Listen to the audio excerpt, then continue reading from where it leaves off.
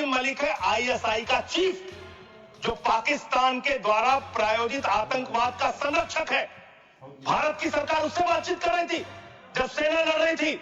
8 मई को जब सेना लड़ रही थी, आप आईएसआई से बात कर रहे थे। आप आईएसआई से बात कर। आजादी के बाद से लेकर आज तक भारत का स्टैंड एक ही रहा है, हम पाकिस्तान के मामले में किसी भी तीसरे देश की मध्यस्थता नहीं मानते। अगर उस बात के साथ किसी ने धोखा किया है, किसी ने विश्वासघात किया है, तो उसका नाम है भारत के प्रधानमंत्री नरेंद्र मोदी। तो इधर उधर की न बात कर, ये बता कि काफिला क्यों लूटा।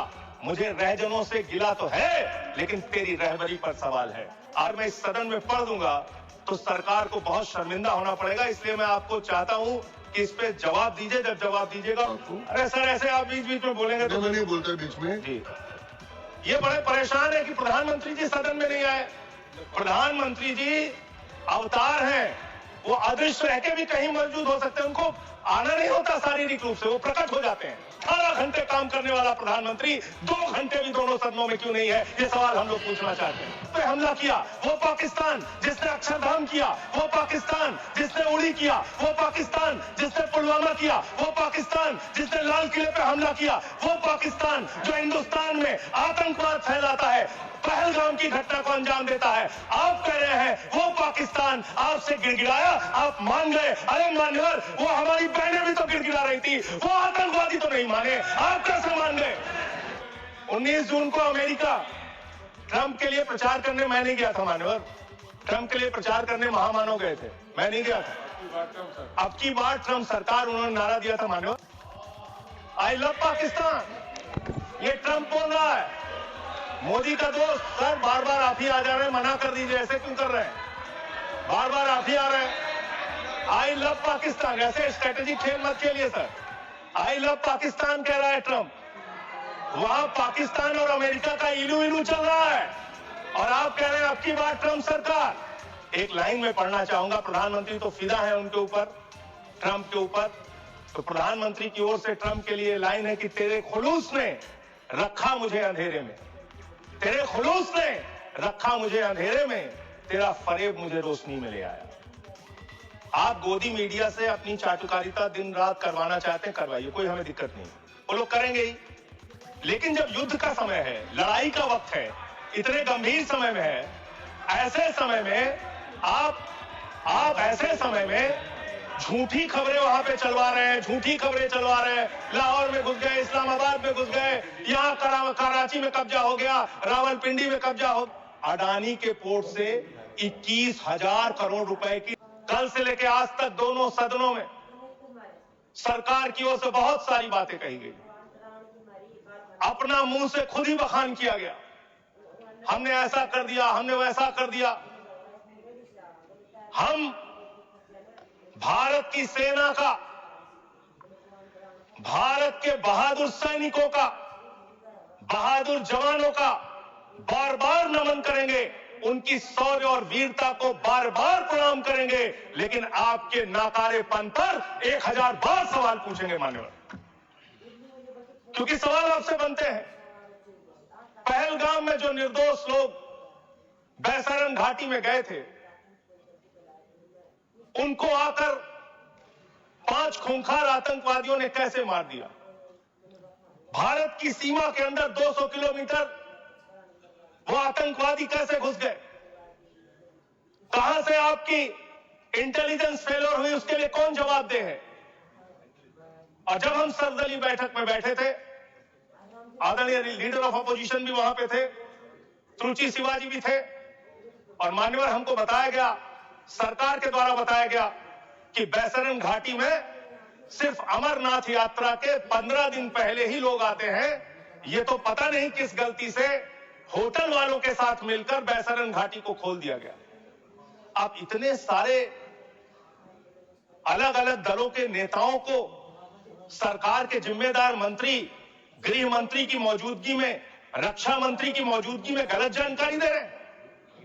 बाद में जब हमने पता किया तो पता चला कि हमेशा वो बैसारन घाटी खुली रहती है, लेकिन वहां सुरक्षा के कोई इंतजाम नहीं थे मान्यवर।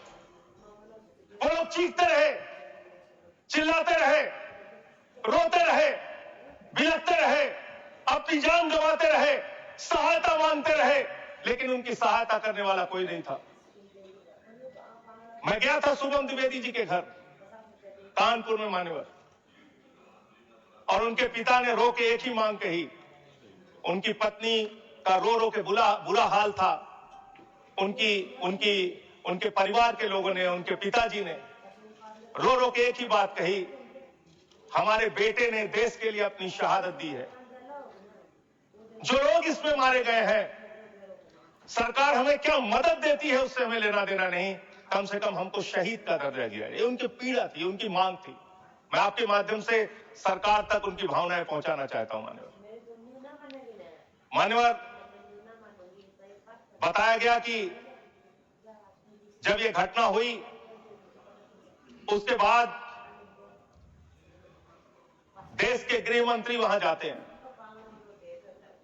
देश के गृह मंत्री ने जाके वहां प्रेस कॉन्फ्रेंस किया, अपनी बात कही। उसके बाद प्रधानमंत्री को इसकी सूचना मिलती है। प्रधानमंत्री जी अपना कार्यक्रम छोड़ के भाग के आते हैं सऊदी अरबिया से। पूरा देश इंतजार कर रहा था कि प्रधानमंत्री जी आ रहे हैं। प्रधानमंत्री जी निश्चित पहलगाम जाएंगे। प्रधानमंत्री जी पहलगाम नहीं गए मान्यवर। प्रधानमंत्री जी 24 अप्रैल को बिहार में चुनाव प्रचार गए। प्रधानमंत्री जी 1 मई को महाराष्ट्र, केरला और आंध्र प्रदेश में उद्घाटन करने के लिए गए। प्रधानमंत्री जी फिल्मी सितारों को संबोधित करने गए, फिल्मी सितारों को संबोधित करने गए, लेकिन जो लोग पहलगाम में मारे गए थे उनकी पीड़ा, उनका हाल, उनका दुख, उनकी तकलीफ जानने के लिए नहीं गए। मान्यवर, यहां कहा गया सेना के शौर्य को, बहादुरी को नमन कीजिए। हम करेंगे, बार बार करेंगे, लेकिन आपने सेना के लिए क्या किया? जया बच्चन जी कह रही क्या है, ये देश जानना नहीं चाहता? जया बच्चन जी कह रही हैं कि आप गलत बोल रहे हो। कौन कह रहा है? जया बच्चन जी। आपने उतनी दूर से नहीं सुना होगा मान्यवर, आपने सुना नहीं होगा। आप सुन लीजिए मान्यवर, आप सुन लीजिए, कृपया सुन लीजिए। मान्यवर, तो फिल्मी सितारे जो आपने कहा ना, वो जिस तरह से आपने कहा कुछ डेरोगेटरी लगा, यही मेरा उद्देश्य है। मान्यवर, नहीं, मैं ये नहीं कह रहा हूं कि फिल्मी सितारों को आपने संबोधित किया या किसी आप कार्यक्रम में गए, लेकिन आपकी पहली प्राथमिकता भारत के प्रधानमंत्री के तौर पे क्या थी? सवाल यह है कि पहली प्राथमिकता आपकी क्या थी? पहली प्राथमिकता थी देश में आते, बिहार का चुनाव छोड़ते, पहले आप पहलगाम जाते। पहले आप उस घटनास्थल पे जाते। हमारा सवाल ये है, अभी त्रुचि शिवाजी बहुत दुखी थे, कह रहे थे प्रधानमंत्री कहां है, सदन में क्यों नहीं आए, प्रधानमंत्री कहां है, प्रधानमंत्री कहां है? अरे शिवाजी, वो अवतार है, इंसान नहीं है। वो अवतार है, कृपया भगवान है, अदृश्य। इधर